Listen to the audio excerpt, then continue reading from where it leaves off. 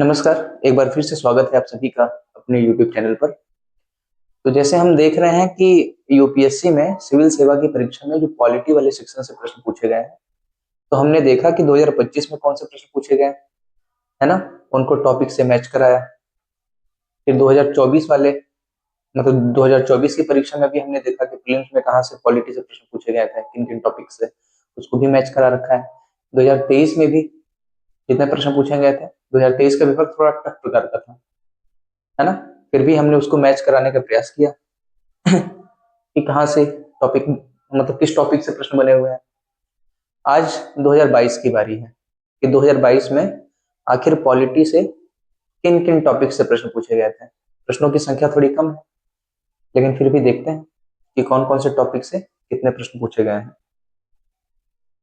ठीक तो ये जो क्लासेस हैं, आपको पता ही होगा कि ये प्रीवियस ईयर क्वेश्चन के एनालिसिस की क्लासेस चल रही हैं अभी, है ना। पॉलिटी के क्वेश्चंस का हम एनालिसिस कर रहे हैं। चलिए, तो डायरेक्ट हम मुद्दे पर आते हैं। यूपीएससी 2022 सिविल सेवा परीक्षा में जो पहला प्रश्न पत्र होता है प्रीलिम्स में, उसके क्वेश्चंस को मैं यहां दिखा रहा हूं, पॉलिटी के क्वेश्चंस को, है ना। तो देखिए, सेट ए का क्वेश्चन नंबर 11, 11 नंबर का प्रश्न है। क्या है प्रश्न, देखिएगा। निम्नलिखित कथनों पर विचार कीजिए। पहला है, एच एन सान्याल समिति की रिपोर्ट के अनुसरण में न्यायालय की अवमानना अधिनियम 1971 पारित किया गया था। दूसरा कथन है, भारत का संविधान उच्चतम न्यायालय और उच्च न्यायालयों को अपनी अपनी अवमानना के लिए दंड देने हेतु शक्ति प्रदान करता है। तीसरा है, भारत का संविधान सिविल अवमानना और आपराधिक अवमानना को परिभाषित करता है। चौथा है, भारत में न्यायालय की अवमानना के विषय में कानून बनाने के लिए संसद में शक्ति निहित है। ये चार कथन दिया हुआ है। फिर उसके बाद लिखा हुआ है, उपर्युक्त कथनों में कौन सा ऑब्लिक से सही है, ऑब्लिक है। चार option A B C D, केवल एक और दो ऐसे ही करके, एक दो और चार, तीन और चार, केवल तीन, ए बी सी डी चार ऑप्शन है। ये प्रश्न कहां से पूछा है, ये प्रश्न पूछा है न्यायपालिका की शक्तियों से। यहाँ ठीक है। अगला प्रश्न देखिए, भारत के संदर्भ में निम्नलिखित तथ्यों पर विचार कीजिए। क्वेश्चन नंबर 12 है। पहला है, सरकारी विधि अधिकारी और विधिक फर्म अधिवक्ता के रूप में मान्यता प्राप्त है, किंतु कॉर्पोरेट वकील और पेटेंट न्यायवादी अधिवक्ता की मान्यता से बाहर रखे गए। दूसरा है, विधिज्ञ परिषदों यानी बार काउंसिलों को विधिक शिक्षा और विधि महाविद्यालयों की मान्यता के बारे में नियम अधिकथित करने की शक्ति है। उपर्युक्त कथनों में कौन सा या से सही है या है। फिर चार ऑप्शन दिया हुआ है ना। सॉल्व तो करने ही दिया, अरे मतलब सॉल्व तो नहीं कर रहे हैं। देखिए, ये प्रश्न कहाँ है। ये प्रश्न आप न्यायपालिका से जोड़ सकते हैं, लेकिन इसमें बार काउंसिल को भी लेकर के पूछा है। तो देखो, ये प्रश्न थोड़ा टफ प्रकार का है according to me, to be very honest. ये प्रश्न थोड़ा सा टफ प्रकार का मेरे हिसाब से है, लेकिन आप अगर इसको रखना चाहें तो न्यायपालिका के अंतर्गत रख सकते हैं। 13 नंबर का प्रश्न जरा देखिएगा। निम्नलिखित कथनों पर विचार कीजिए। पहला है, किसी संविधान संशोधन विधेयक को भारत के राष्ट्रपति की पूर्व सिफारिश की अपेक्षा होती है। दूसरा है, जब कोई संविधान संशोधन विधेयक भारत के राष्ट्रपति के समक्ष प्रस्तुत किया जाता है तो भारत के राष्ट्रपति के लिए यह बाध्यकर है कि वे अपनी अनुमति दें। तीसरा है, संविधान संशोधन विधेयक लोकसभा और राज्यसभा दोनों द्वारा विशेष बहुमत से पारित होना ही चाहिए और इसके लिए संयुक्त बैठक का कोई उपबंध नहीं है। फिर नीचे दिया हुआ, उपर्युक्त कथनों में कौन से सही हैं। चार ऑप्शन फिर यूपीएससी ने बना रखा है।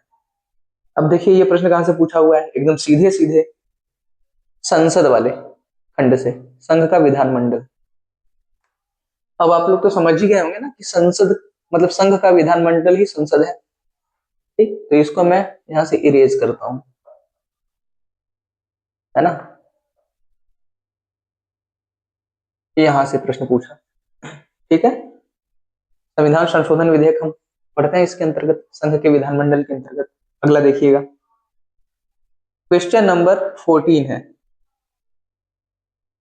इस साइड लगाऊंगा। देखिए, निम्नलिखित कथनों पर विचार कीजिए। भारत का संविधान, पहला कथन है, भारत का संविधान मंत्रियों को 4 श्रेणियों अर्थात कैबिनेट मंत्री, स्वतंत्र प्रभार वाले राज्य मंत्री और उप मंत्री में वर्गीकृत करता है। दूसरा है, संघ सरकार में मंत्रियों की कुल संख्या प्रधानमंत्री को मिलाकर लोकसभा के कुल सदस्यों के 15% से अधिक नहीं होनी चाहिए। उपर्युक्त कथनों में कौन सा ऑब्लिक से सही है या है? फिर 4 ऑप्शन है, A B C D. Option देख लीजिएगा। ये प्रश्न कहां से पूछा है? ये प्रश्न पूछा है संघ का, सॉरी यहाँ पे संघ की कार्यपालिका है ना, देखो मंत्रिपरिषद और मंत्रिमंडल, यहां से प्रश्न पूछा हुआ है। इस पे टिक कर दूं? देखो कितने प्रश्न पूछे जा रहे हैं। अगला प्रश्न देखिएगा, क्वेश्चन नंबर 15 है, 15 का। इसमें लिखा है, निम्नलिखित में कौन सी लोकसभा की अनन्य शक्तियां हैं? पहला है आपात की उद्घोषणा का अनुसमर्थन करना। दूसरा है मंत्रिपरिषद के विरुद्ध अविश्वास प्रस्ताव पारित करना। तीसरा है भारत के राष्ट्रपति पर महाभियोग चलाना। नीचे दिए गए कूट का प्रयोग कर सही उत्तर चुनिए। फिर A B C D 4 option UPSC ने बना रखा है। ऑप्शन अब देख लीजिएगा, ये प्रश्न कहां से पूछा है, इस बात को लेकर के समझते हैं। आइए, संघ का विधानमंडल देख रहे हैं, इसमें लोकसभा और राज्यसभा की अनन्य शक्तियां पढ़ाई जाती हैं, तो यहीं से ये प्रश्न पूछा हुआ है। आपको ये अंदाजा लग रहा है कि देखिए संघ के विधानमंडल से कितने प्रश्न पूछे जा रहे हैं प्रति वर्ष। ठीक है, आपको बता दूं कि ऑन एन एवरेज प्रति वर्ष संघ के विधानमंडल से आपको 3 प्रश्न मिलेंगे, है ना, और कार्यपालिका से भी 1-2 प्रश्न आपको निश्चित तौर पर देखने को मिल जाएंगे प्रीलिम्स में। 16 नंबर का प्रश्न देखिएगा, भारत में दल बदल विरोधी कानून के संदर्भ में निम्नलिखित तथ्यों पर विचार कीजिए। पहला है, यह कानून विनिर्दिष्ट करता है कि कोई नाम निर्दिष्ट विधायक सदन में नियुक्त होने के 6 मास लिखा हुआ यानी माह के अंदर किसी राजनीतिक दल में शामिल नहीं हो सकता। दूसरा है, यदि यह कानून कोई समयावधि नहीं देता जिसके अंदर पीठासीन अधिकारी को दल बदल मामला विनिश्चित करना होता है। उपयुक्त कथनों में कौन सा ऑब्लिक से सही है, ऑब्लिक है?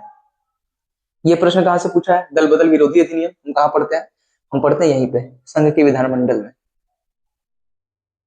जब हम संसद के सदस्यों की सदस्यता की जब हम समाप्ति पढ़ते हैं ना, तो उसी के अंतर्गत पढ़ाया जाता है दल बदल विरोधी कानून।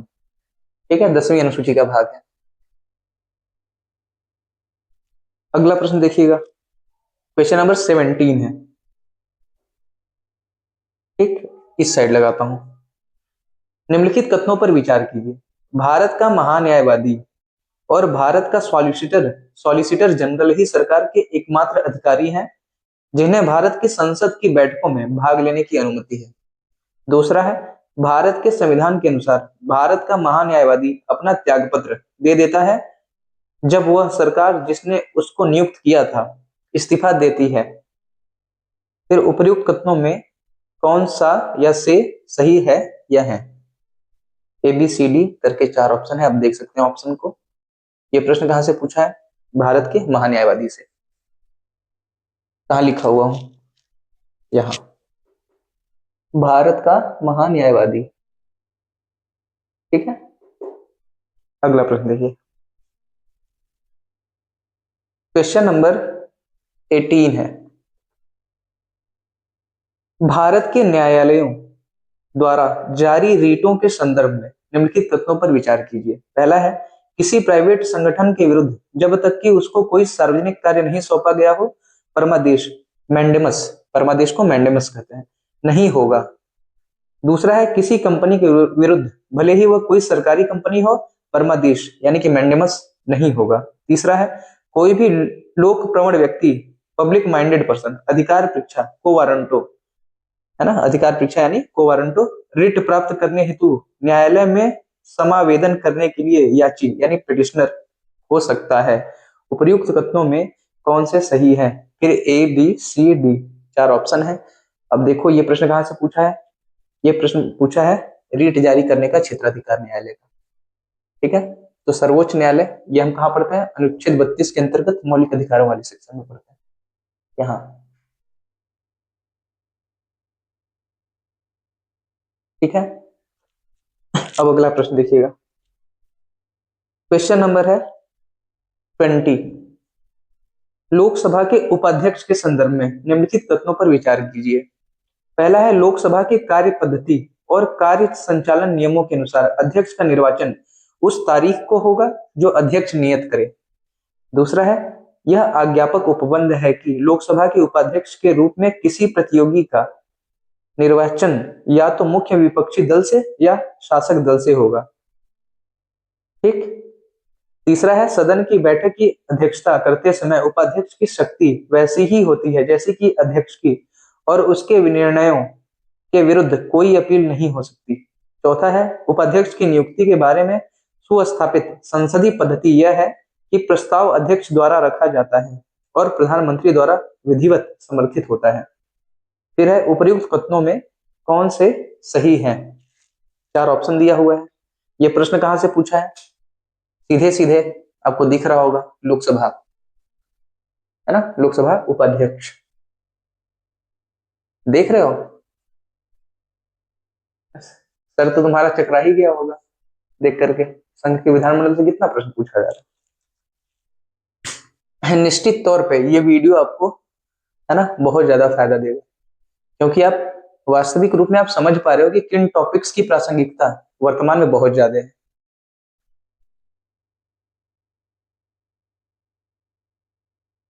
ठीक है, अगला प्रश्न देखिएगा। अच्छा, लोकसभा उपाध्यक्ष वाला बताया ना, क्वेश्चन नंबर 20।